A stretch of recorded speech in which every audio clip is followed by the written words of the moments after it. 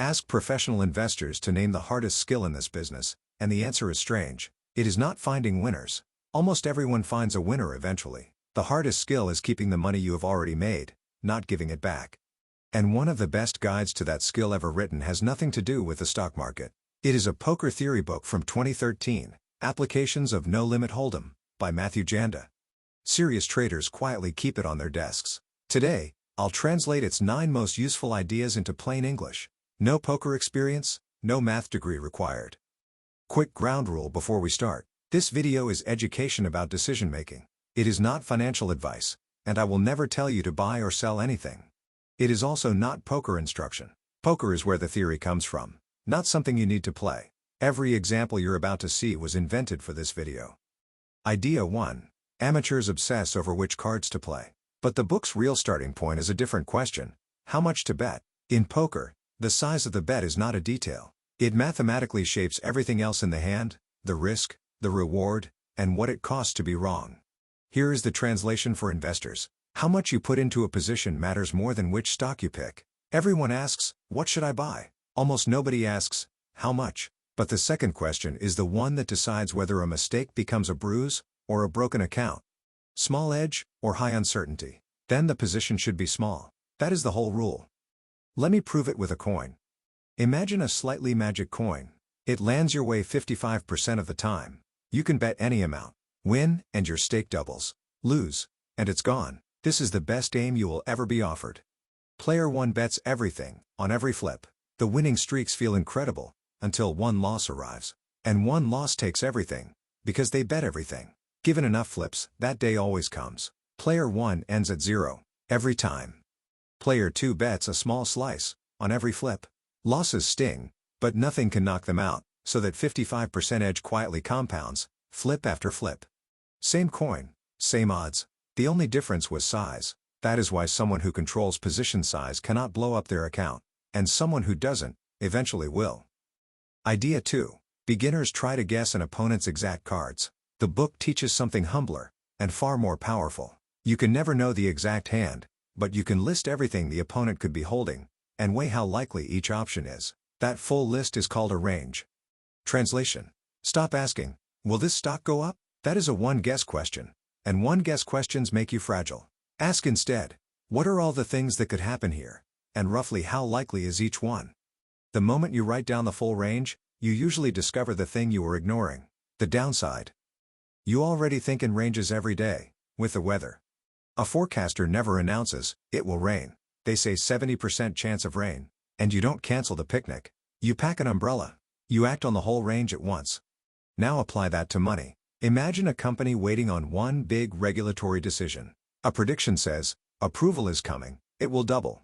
A range says, maybe approval, and it doubles. Maybe delay, and it drifts sideways for a year. Maybe rejection, and it loses half. Same company, but the range thinker sees, before putting in a single dollar, that one of the honest outcomes is loses half, and keeps the position small enough to survive it. The predictor finds out afterwards. The future is a weather forecast, not a script. Prepare for the range. Don't bet on the guess. Idea 3. Underneath every bet in the book sits one comparison: the price you pay, versus the probability you win. Picture a raffle. 100 tickets. One prize. $500. So any ticket wins one time in 100, which means, on average, a ticket is worth $5. If tickets cost $2, buying one is a good decision, even though you will lose 99 times out of 100. If tickets cost $8, buying is a bad decision, even if you happen to hold the winner. That average is called expected value. Price versus probability. Nothing you will ever buy is exempt from it. Here is the uncomfortable part. If a good decision can lose 99 times in 100, then results stop being proof of anything. The forecast says 90% chance of rain, and you leave the umbrella at home. You stay dry. Did you make a good decision? No. The sunshine didn't make you smart. You got away with it. Money works the same way, except the feedback lies to you. A reckless bet that doubled feels like proof of skill. A careful, well-priced decision that lost feels like failure. Follow those feelings, and you will slowly train yourself into recklessness. So the book's discipline is this: judge the process, never the single outcome. Over one bet, luck decides. Over 1,000 bets, luck averages out, and all that remains is whether your prices beat your probabilities. Idea 4. And this one is counterintuitive. The winning players in the book fold most of the hands they are dealt. Most of them. The single most frequent action of a profitable player is saying no. Translation. Most opportunities that reach you, the hot tip, the trending stock, the thing your cousin doubled on, should be passed on. Not because they are all bad. Because you only have so much money and so much attention, and every one yes crowds out a better one. Saying no costs nothing and protects everything. It is not hesitation. It is not missing out. It is the most common action of people who end up ahead. 2 everyday versions of folding.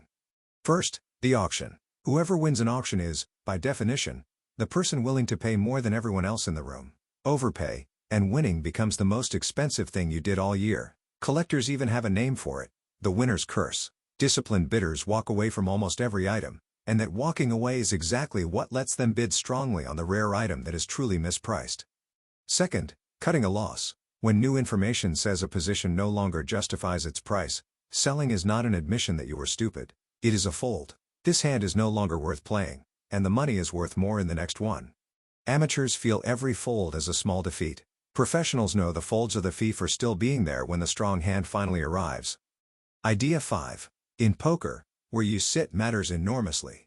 The player who acts last gets to see what everyone else does first. Same cards, better decisions, purely because they decide with more information. The book treats that informational edge as one of the most valuable things at the table.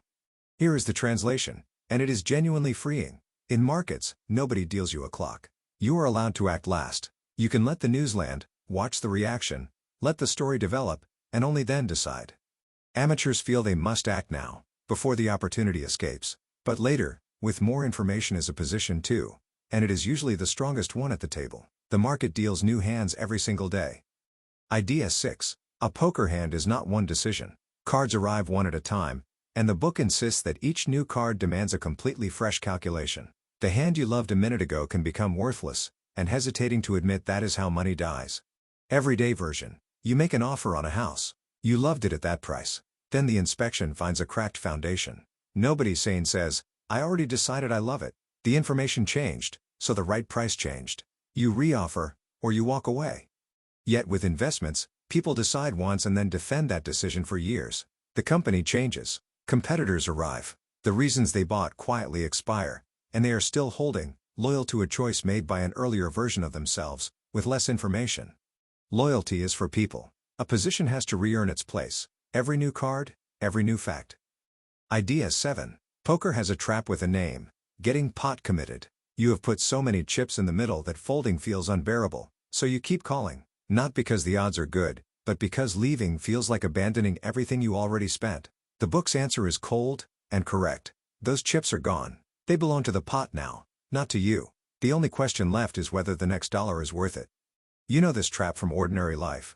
You bought concert tickets, a storm rolls in, you are getting sick, and you drive 2 hours anyway, because I already paid for them. The money was spent either way. The drive only added misery. With investments, the trap sounds like this. I can't sell now. I'm down 40%. I'll get out when I'm back to even. That is not a strategy. That is the pot talking. The market does not know what you paid, and it will never owe you your money back. One question survives. Knowing what I know today, is this still the best place for my next dollar?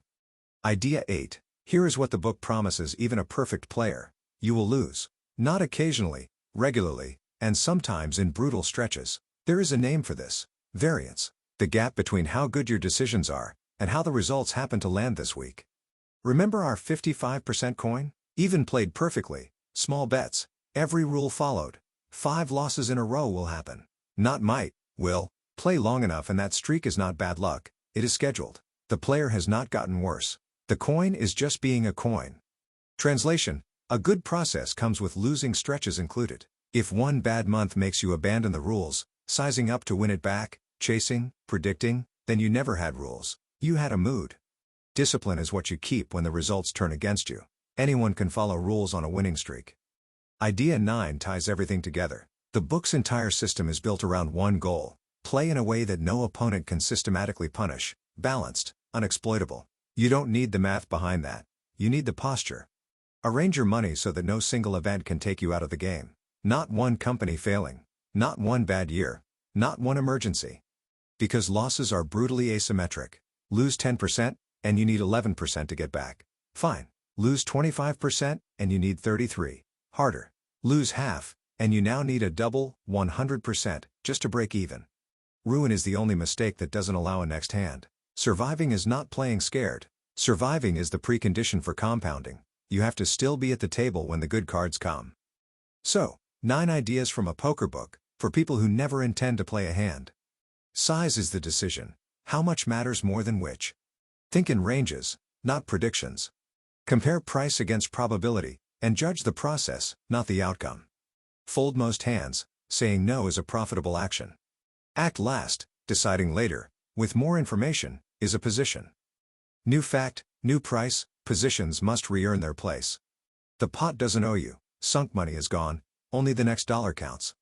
Expect losing stretches, variance is included in every good process. And survive first, because compounding only pays the people still at the table. This is why a 2013 poker theory book still sits on trading desks. If you want the full mathematics, the source is Applications of No Limit Hold'em, by Matthew Janda. Metacortex explains technology and money, how things work, never what to buy. If this changed how you think about risk, subscribe for the next one. Play fewer hands. Keep your stack.